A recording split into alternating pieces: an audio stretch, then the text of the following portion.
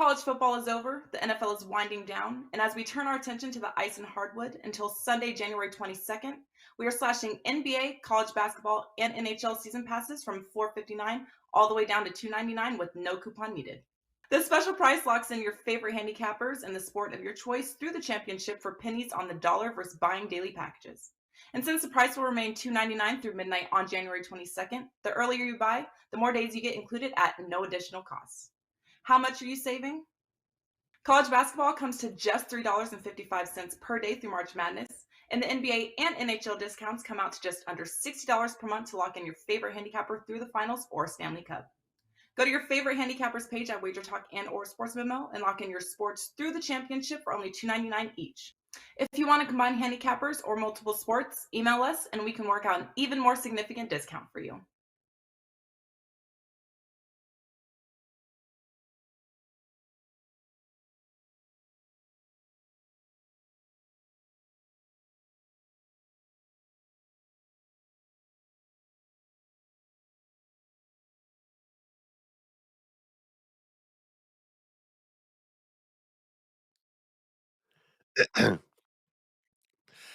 Hey guys, welcome into Wager Talk TV. This is puck time for Thursday, January 12th. Of course, I am Andrew McInnis, and I have Carmine Bianco with me and Bryan Leonard, as usual, here in his Thursday spot. Looking forward to breaking down 4 games.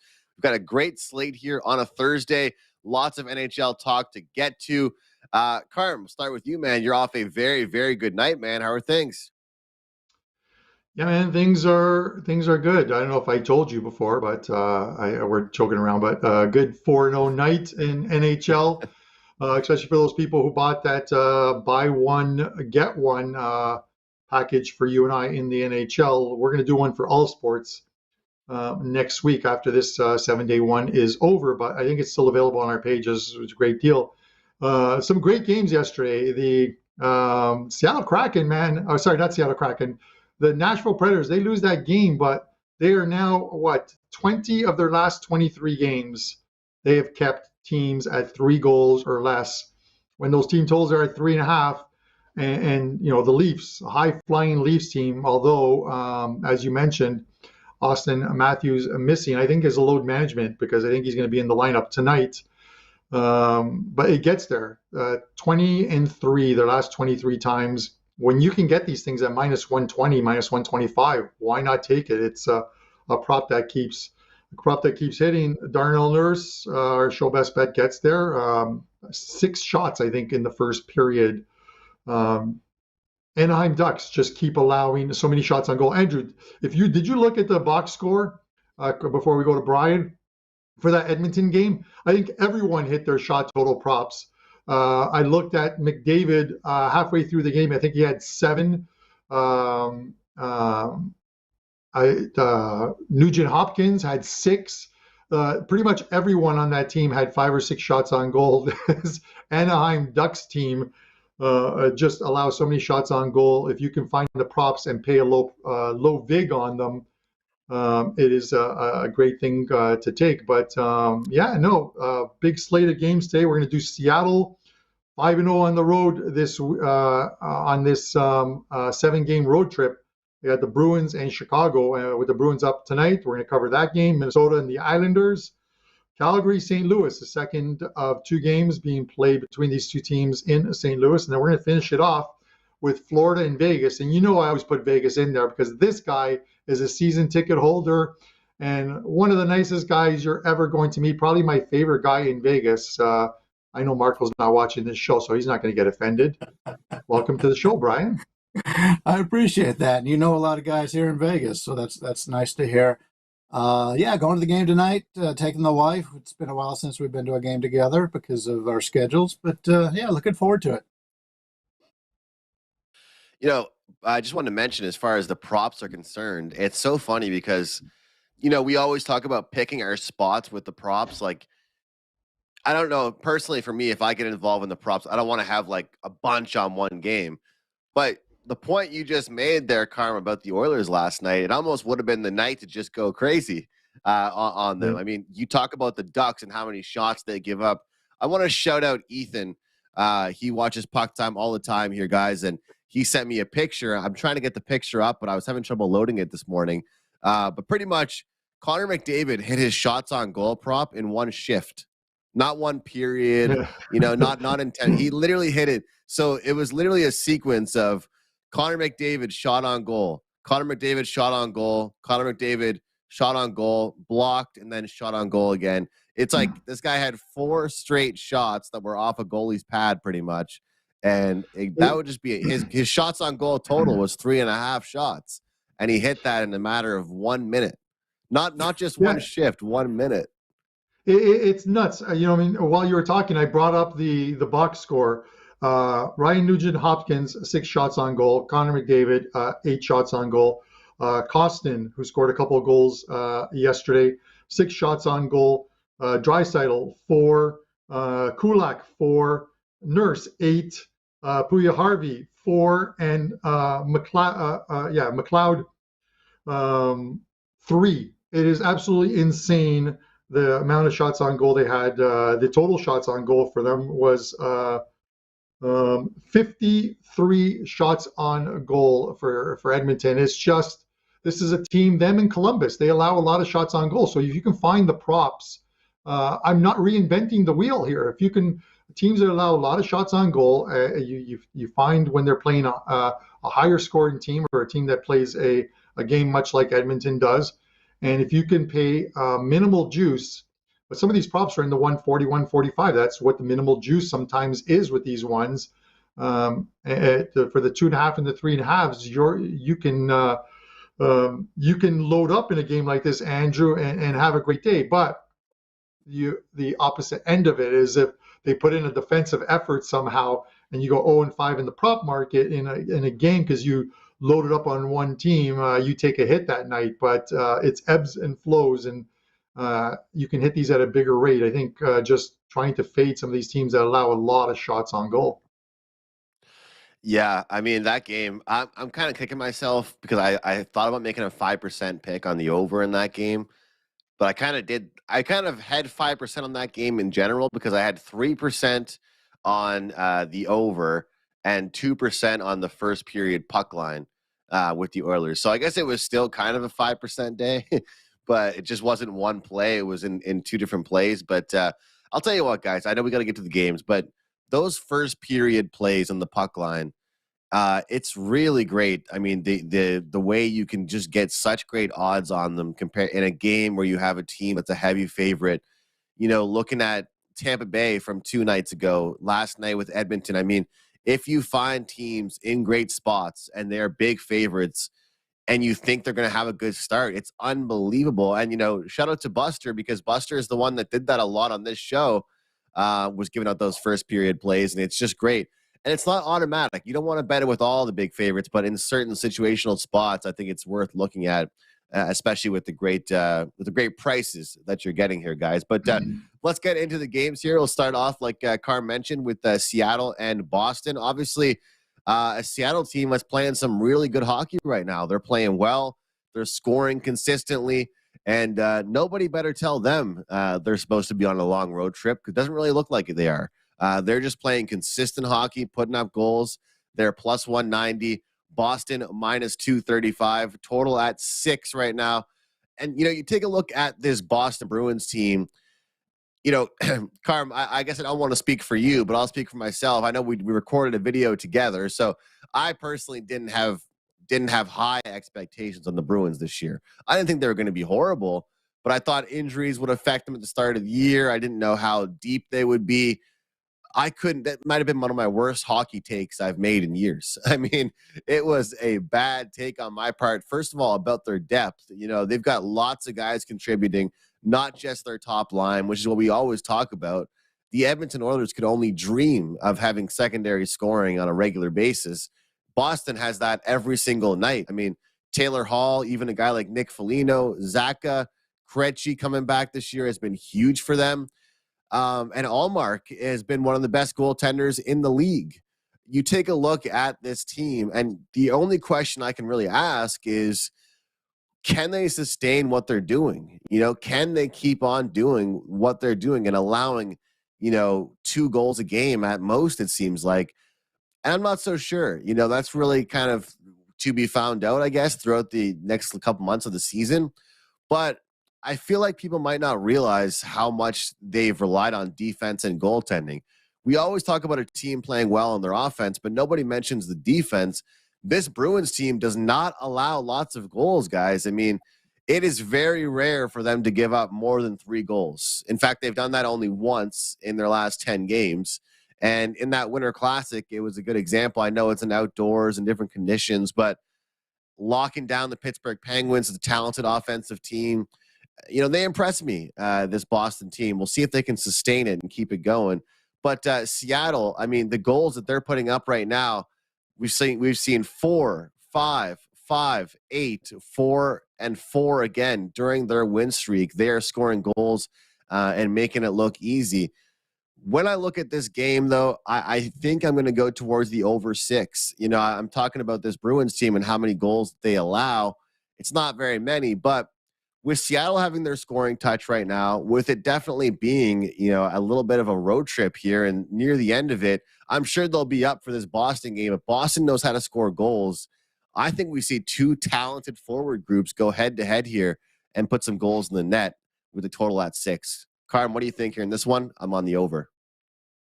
Man, are we disagreeing right off the bat, Andrew? It looks like we are, but I'm going to stay away from the total. Listen, 5 straight wins on the road for Seattle, 6 straight wins overall for them, and they've scored 4 or more goals in every single game. But this is a different beast than anyone that they've faced during this time. You look at those games that they won. They beat the Sabres, they beat Montreal Canadiens, they beat Ottawa. They beat a Leafs team. That was probably the biggest shocker, that 5-1 game against the Leafs. And they beat the Oilers, who have been the Jekyll and Hyde team of the NHL this season. I think they're the Jekyll and Hyde of the NHL each and every season. But with that said, they're playing the Bruins. Look at the Seattle team total. 3.5 is like minus 230 or minus 330 to the under, because they know the Bruins are a tough team to crack at home. They really are. I would actually lean to Seattle under 2.5 goals at minus 130, because I think the streak ends tonight. I think if you played, and this is no disrespect to Seattle fans, but the talent between these two teams, there is a big separation, I think, in talent. Seattle's just playing as a complete unit right now. But this is going to be the toughest team and the toughest venue that they faced thus far this season. And the Bruins win tonight. I think they hand them the loss here. I think it gets done in regulation time. This feels like one of those 4-1, 4-2 type of wins for the Bruins. And even though Jones looks like he's there's no name starters yet, but it should be Jones and Allmark in goal here. And Jones is 11-1-1 on the road this season, but I think he gets a loss here. I'm going Bruins here. I'll take them in regulation time. I take the under 2.5 on Seattle, and then look for Seattle to rebound in their final game of this 7-game road trip in Chicago before they head home. Brian, we haven't heard from you for a while. Sorry, Andrew and I have just been chatting like we're the only two on the show. I apologize. Give me your thoughts on this game. Yeah, I was doing my anti-prez routine here and was not talking over everybody else. If this, coming into the season, if I'd have told you mid-January, Boston had the best record in the NHL by 9 points over anybody else, and they were hosting Seattle, what would this line be? I'm guessing in the 400s, something in that range. This Seattle team has really impressed me. They didn't get a lot of breaks last year. They had a lot of injuries. They're playing really well. I know you two disagreed on this a little bit, and I disagree a little bit too, is I think Seattle will score some goals here against Boston. You look at Boston for the last month in expected goals, they dominated early in the season. They were up like over 1.5 every game, that they were so much better. Now, in the last month, it's only 0.33, I think. So they are coming down to what we thought they would be, which is still a very good team. But this line tells me what the right side is, and that's Seattle. I'll find a way to play Seattle either straight up plus the 1.5 goal, maybe team total on Seattle. But a lot of times you could tell what's going to happen in the game based on the line you're getting. And when was the last time we saw Boston in this price range at home against a team of this caliber? Seattle's been very up and down all season long, but they're up now. And so I can't play Boston here because I'm not going to lay this number. Give me something with Seattle. I'll figure it out as the day goes on. I'll check all the numbers. Man, let me tell you, Andrew, we're one game into this show, Andrew, and it seems like both you guys woke up and chose violence this morning and violence against me. So I don't know what is going on, but let's hope we can get one of those kumbaya feelings for the last 3 games on this show, man. But that's such violence. And I'm going to see Brian next week when I'm in Vegas. We're going to go for some beer and wings, I'm sure, somewhere. And catch a game. But back to you. Sorry, Andrew, for cutting you off. It's too, you're on a really good run, so I don't think either of us want to go against you in any way. I'm just hoping for goals. Personally, for me, I don't care if Boston wins 8-0. So don't get mad at me. I don't know. I just want goals. That's all I'm really concerned about. But one thing about the Bruins, too, they come back in lots of games. It's not like they've had the lead in all their games either. They always find a way to come back, especially at home, which is what you need to do to win games and be in the position that they are right now. But let's jump into the Minnesota Wild and New York Islanders here. Islanders minus 105 at home. Wild short favorites minus 115 here. Total at 5.5. Couple quick things before I throw it over to you, Brian.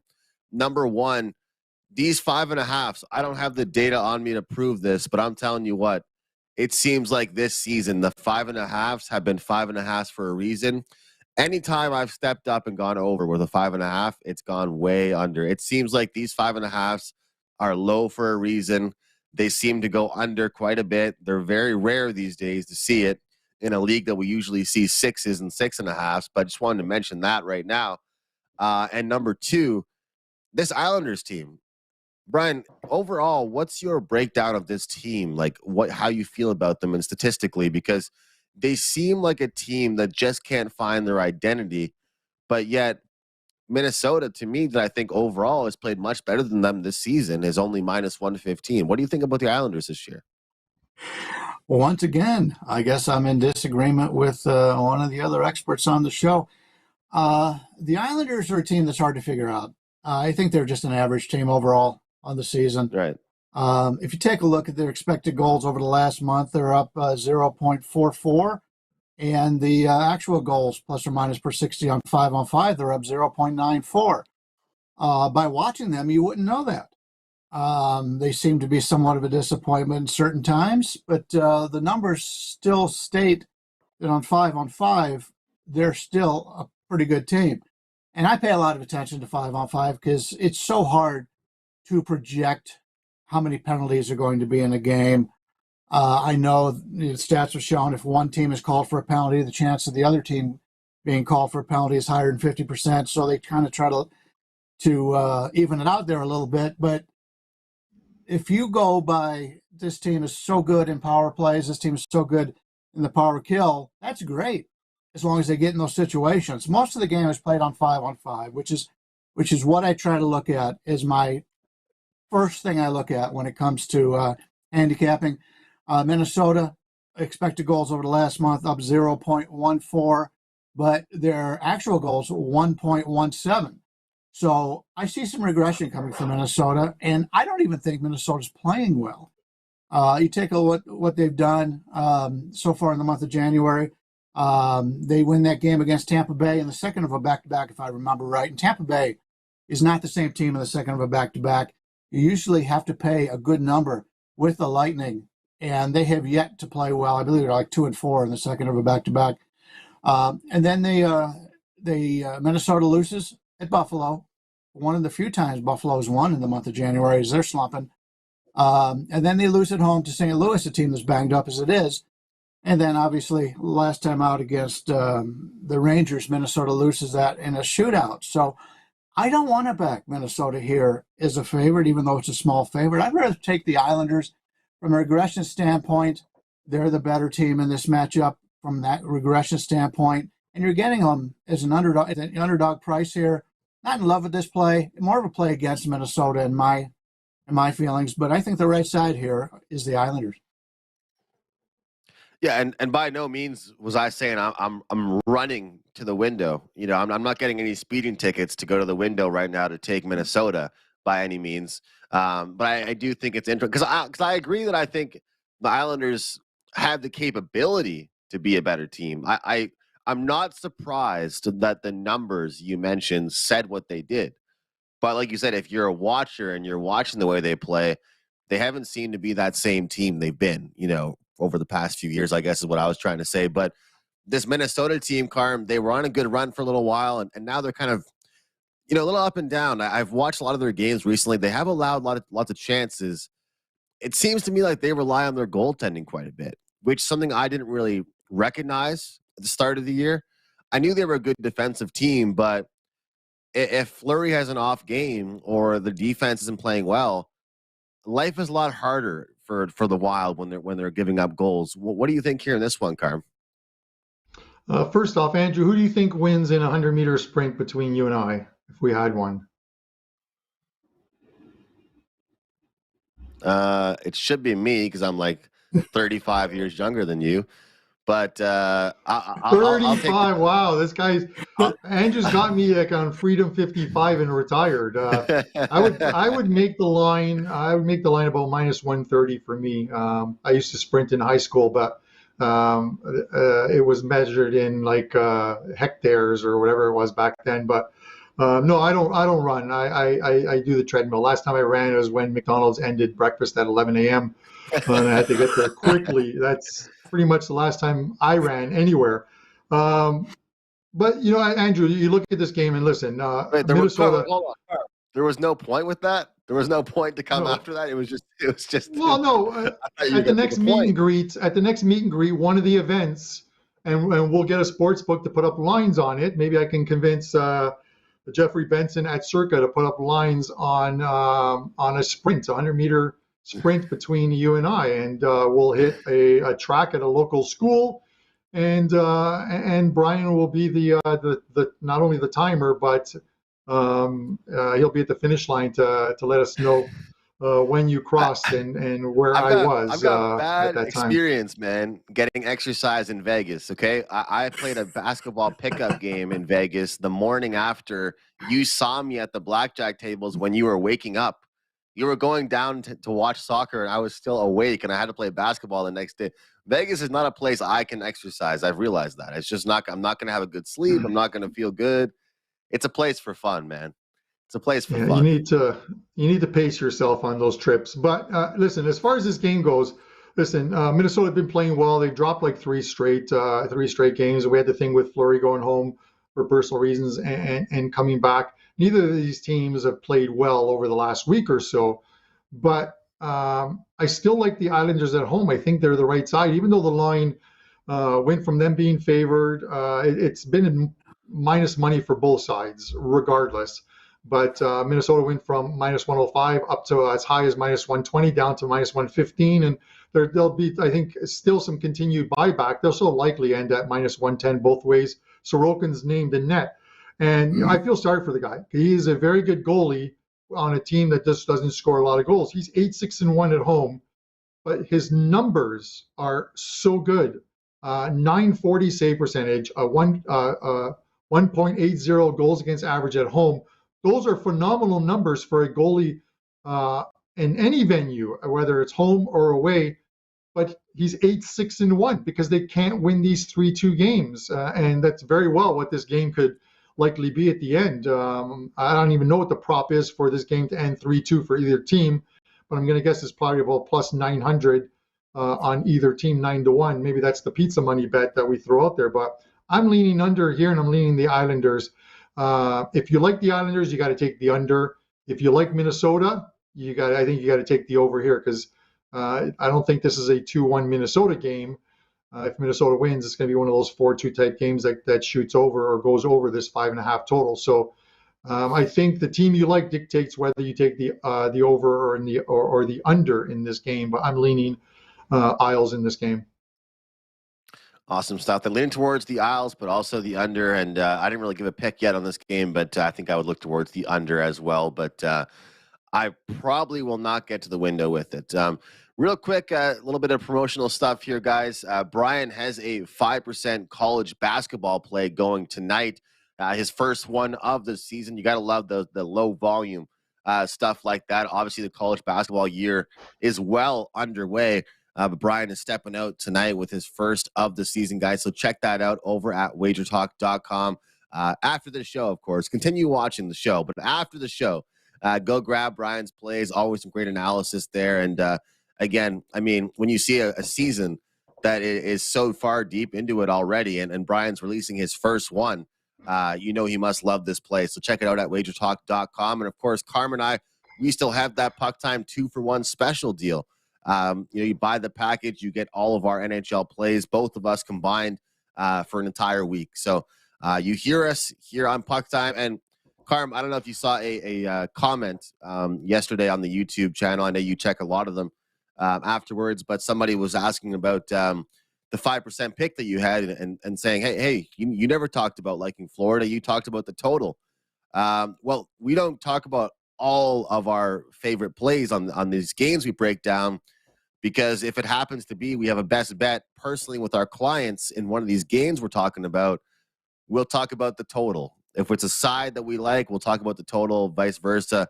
We can still find leans. But all of our best bets, anybody that watches this on YouTube or listens via podcast, we appreciate all of you guys. And nobody has to buy a thing or go to wagertalk.com and purchase anything. But if you want all of our best bets, that's where you go.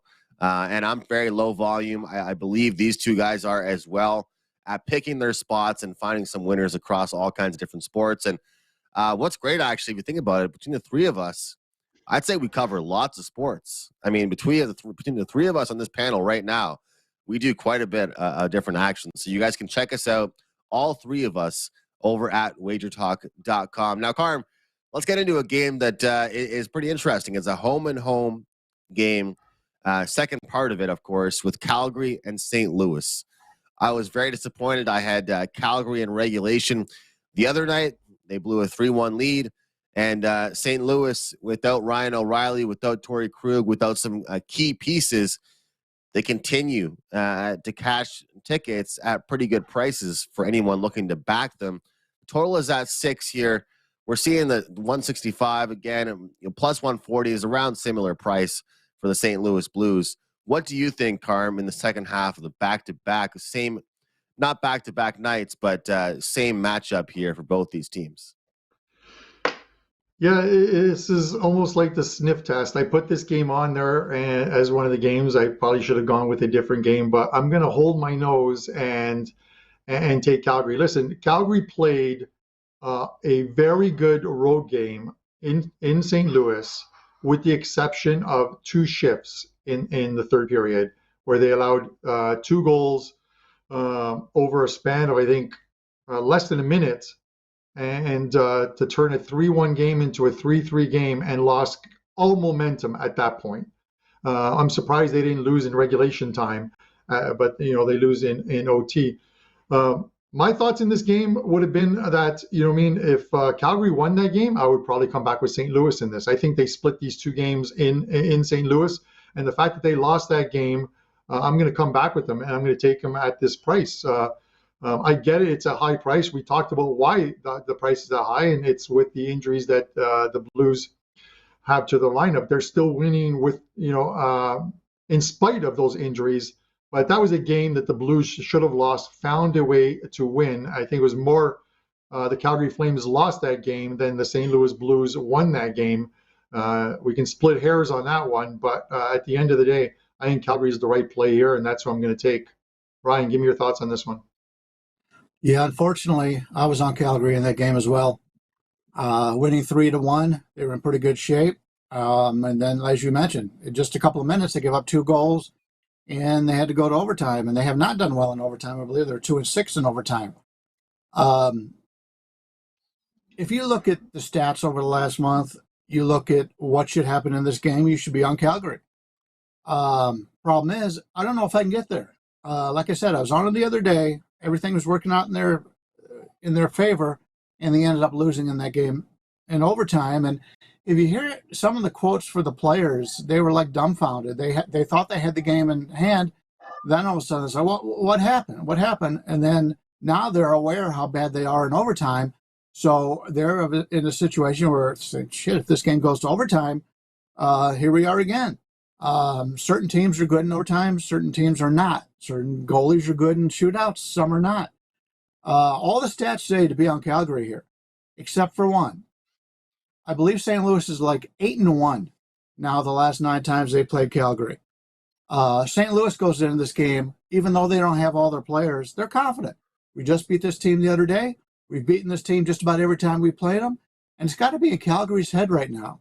If this game was a pick 'em, sure, I'd be on Calgary. But it makes it hard to lay that number. People talked about that last week, and I think it was even on the show.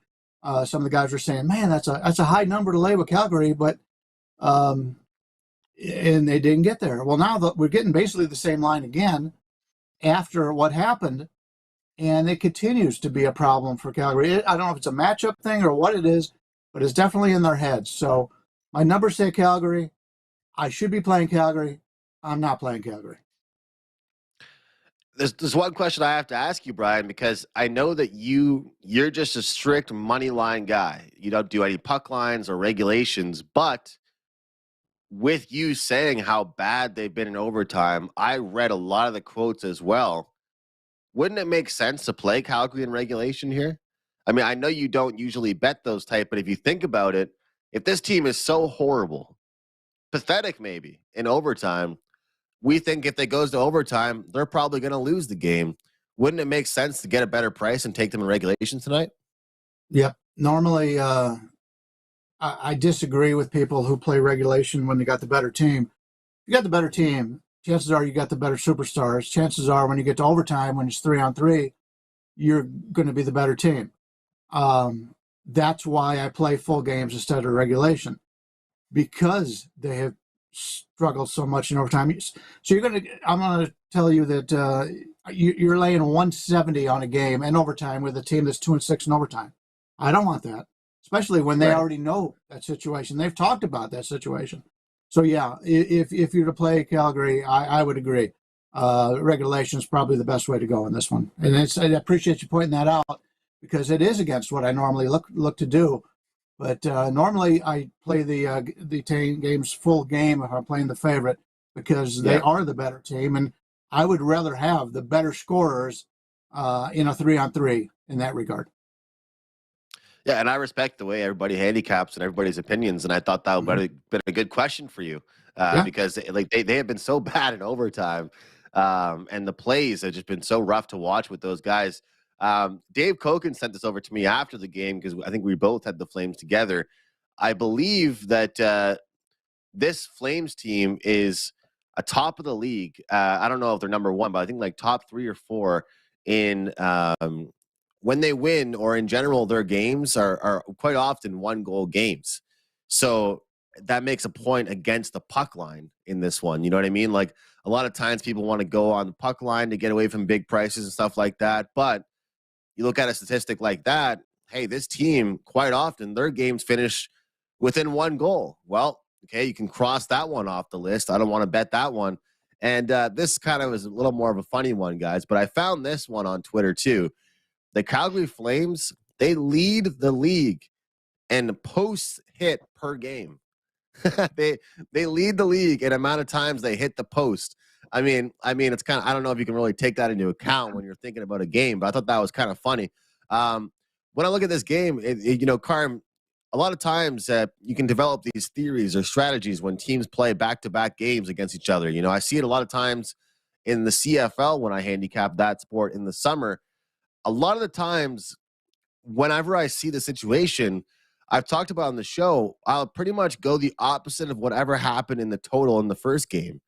If we see a low-scoring game in game one, we're going to see maybe a lot more of a free-flowing, potentially more power plays in game two. If we see a very messy, sloppy, goal fest in game one, that's the correction that people make. And I always talk about this. The advancement of the technology with the iPads on the bench, with the film room between periods, with, hey, we just played these guys. Let's go watch some film and correct ourselves and be better for game two. Sometimes I feel like that can almost, dictate what happens in the next game, and it might change the result. So it was, more of a low-scoring game for the most part last game. Didn't turn out to be near the end, but I think this game actually could see some goals. What do you think here, Carm? I don't know, Andrew. This is a tough one. I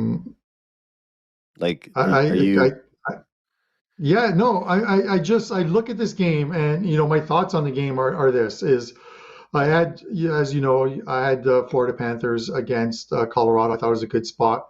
I look at this Florida team, and I want to say, but every time I say this, it comes back to bite me in the is that Florida, they've got a lot to do, but they may have turned the corner. They have what I think is a favorable schedule, even though listening to the commentators in that game, in that game against Colorado, saying that they have a tough schedule. Their next games, other than Vegas tonight, and the last time they were in Vegas, Andrew, I believe we were at the game. You and I watched two games in Vegas, I think back in March.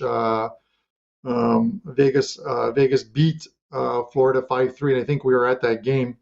But they match up well against the teams they're about to play. I think they match up well against Vegas. They play Vancouver after that. The game after that, Buffalo, Toronto, Montreal, and then they face Minnesota. They could very well be at the beginning of going on a nice winning run. You got to take that with a grain of salt, again, because I'm not a fan of Paul Maurice, their coach. I think he's the wrong coach for this team. But I love the way they played against Colorado. I think they take another step forward if they go into Vegas tonight and get the win, and you're getting them at minus 105 tonight, and that's likely a game and a team I'm going to be on tonight. Is Florida in this spot? I didn't like the way Vegas played their last game, losing, I think it was to the Kings 5-1. I'm going to keep it short. I think Florida's going on a run. I'm going to take Florida in this spot, and I'm going to concede to what my friend, who's a season ticket holder, and I don't know if he's going to the game or not, but Bri, what do you think? Yeah, going to the game. I'm looking at this, and you're talking about Florida. Florida's been very easy to handicap as of late. When they play a bad team, they win. When they play a good team, they lose. Just going back the last couple of weeks, their victories have been against Colorado, team struggling right now, a lot of injuries, Detroit, Arizona, and sorry to say, Andrew, Montreal. They won all those games. When they play a decent team, they lose. So far in the month of January, they played the Rangers at home. They lose 5-3, and they played Dallas on the road. They lose 5-1. So they're not even that competitive in the games that they lose. You got a Knights team here who has had the last 4 days off. They played a lot of games earlier this season. They've had the last 4 days off. In fact, they're in the midst of a 7-game homestand. They've only played, in the last 14 days, they've only played 5 games. Only one of those was on the road. So you've got a team traveling in Florida. This is their, fourth and final game of this road trip. They won 2 games. They're 2-1 on this road trip. So they're satisfied. We talked about this before, where you have a team going on a long road trip. Unless you're an elite team, if you can come home at 50-50, breaking even, you're doing pretty well. They've already set that up where even if they lose here, they come back to play Vancouver, and then they go back on the road. But they play Vancouver, Buffalo, who's struggling right now, Montreal, Minnesota, who's struggling a little bit. Toronto's the only good team they play in the next week or so. So the schedule sets them up where they should be able to get on a pretty good run here. but I think they're satisfied of what they've done on this road trip. Obviously, they're coming to win. I read an article today. Florida has a player on the team that is writing up daily situations and what happened in the last game, the whole bit. He didn't play he was hurt last year, and they didn't make the trip to Vegas. And he was saying how excited he was to be in Vegas. He's never been in Vegas before. And a lot of these players, especially when you look at a lot of foreign players, a lot of guys from other parts of the world have never been to Vegas, and it's a rare chance for them to get there. They've only had one game off in between the last game and the last game that they went against Colorado, that they almost blew that one. They led that game, as you know, Carmine. Very, very. It was 4-1 at one time, I think. Yes. And they had to go to last minute to get that victory. It's a situation for me that Vegas is rested, extremely rested, huge rest advantage here, and they are off. You mentioned the Kings. I went to that game, and they were terrible. They were step slow all game. They just didn't play well, and afterwards, the players talked about it. To me, I think it was the worst game they played all season, and they could have really put distance between themselves and the Kings with that victory. So now they've got 4 days off to get it all together. Players getting some actual practice time, which you don't see very often. And Vegas has had a lot of guys that are injured. They're coming back in the last few days. They've got some guys back. They may get some more people back tonight, another player or so back. So I think this is a real cheap line for Vegas. I'll be betting on the home team. And as you know, I don't bet with my heart, I bet with my head. So I prefer the Vegas side here. I think we get a really good effort out of them here. Well, it's a lot more fun to go to games when you're cheering for the home team. And as a betting man, Brian, I know you don't always bet on the home team. So it's a lot more fun to be there in the crowd. One cool thing about Vegas, Bruce Cassidy is going to be an all-star coach this year. So is Montgomery for the Boston Bruins. So it looks like it all worked out for everybody because both those coaches are doing very well. And hey, the former Bruin coach will be at the All-Star game, so he's doing pretty well where he is right now. Yeah, in that game, I agree with a lot of stuff Brian just said there. I think I would take the home team as well. Love that price. And Florida, as much as they're playing well right now, they might be satisfied. And I think we'll see a hungry Vegas team off what wasn't a great performance in their last outing here. Guys, I'm going to kick things off with best bets for today. I've got a 4% NHL play for tonight at wagertalk.com. Of course, a best bet in the UFC.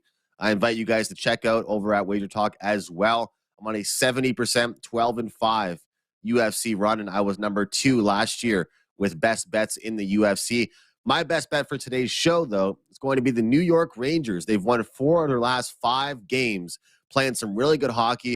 They are a team that I want to bet on right now. And this Dallas Stars team, I'm telling you, I don't think their defense is as good as it's said to be, as it once was. And overall, I don't know if they can contain this New York Rangers team when they're playing with 4 full lines. And right now, this is the deepest I've seen the Rangers play pretty much all season. So I'm going to bet on them at a pretty good price, make the New York Rangers my best bet for the show. Carmine, over to you for your best bet. All right, we got a couple. I read the chat every once in a while you and Brian are talking, so that's why you threw me off on asking me about the Calgary game and whether there would be goals in it. And then I saw the graphic for in our production for the Florida and Vegas game and went into that. So I threw you a curveball when you threw me one, Andrew. But some great chat from the Pucksters in there. A guy. Brand, if I pronounce his name right, he's like, give me a shout out, so I will. Listen, 4-0 sweep yesterday in the NHL, 4 plays up at Wager Talk. You can still get that buy one, get one 7-day NHL package for Andrew and I. And of course, the rest of the NHL season, $299. It's a great deal with a ton of hockey yet to come because we're only at the halfway mark. So that is a great deal. I'm going back to the player prop market, Andrew, in a game we didn't discuss. I'm going to the Sabres game, and I'm taking Alex Tuck over 2.5 shots on goal, -140. He has gone over this number in 15 of his last 18 games. The Sabres need to get some scoring. They need to get a win. The Jets are in town today. Let's fire some pucks at that net. Let's make sure that Tuck gets at least 3 of those. Alex Tuck, minus 140, over 2.5 shots on goal as your show best bet. Brian, big 5% play in college basketball. You're going to tell me what it is after the show, and tell us what your best bet is and what you have up at Wager Talk. Well, I'm glad you mentioned the confusion, because I'm looking at I'm looking at Andrew in the picture, and he's got this look on his face like, what happened? And I'm thinking, did he already talk about this game?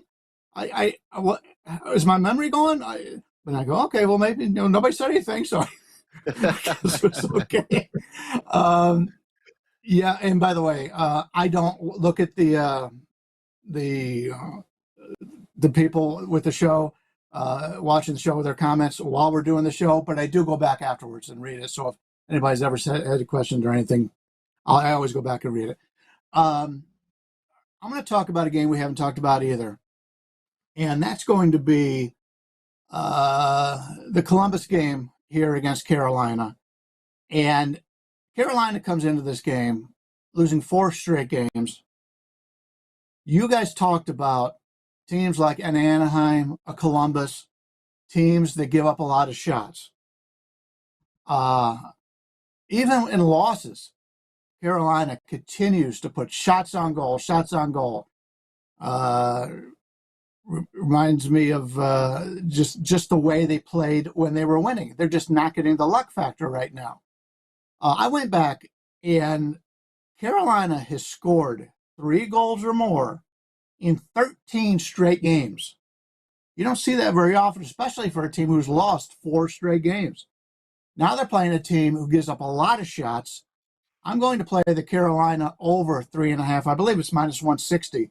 But I got a homework problem for both of you guys. Since you both do a lot of the props and you talked about shots on goal, that kind of thing, send me over 2 or 3 guys for Carolina who've got good numbers on the props tonight for shots on goal. I think those are plays that I'm going to add, not to the clients. I'm not going to steal your plays, but I'm going to bet on myself because you guys are very good at that. And I think we see a lot of shots coming from Carolina. Hopefully we have a little bit of luck in that regard. And Columbus is a team right now that I'm looking to fade in big time. And I would play the over, but I just don't trust this Columbus offense. I'm going to take lots of shots on goals here against the Blue Jackets.